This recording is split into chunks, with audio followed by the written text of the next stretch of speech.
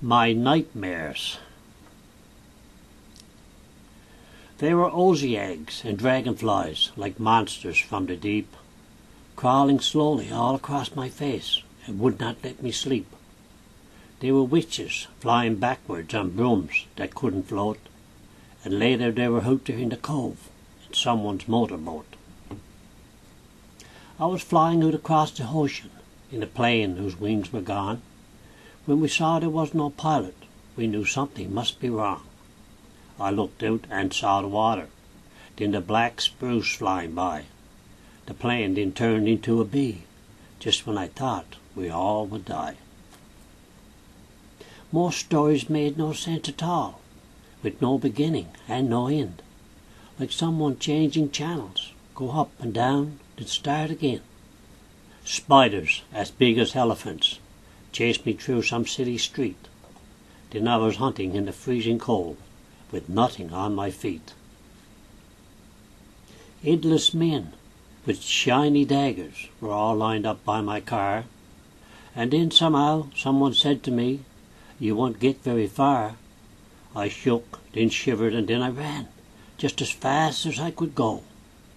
Then I found myself lying all alone in a tent in the drifting snow.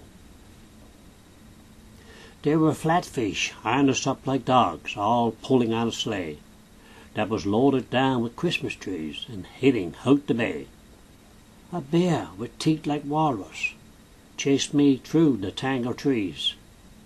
Then I was floating on a pan of drifting ice. I thought that I would freeze.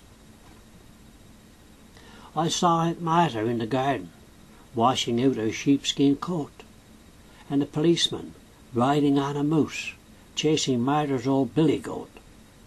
Slimy snakes and dirty cobwebs were all around me in the hall, and every time I tried to make a step, I would just slip and fall.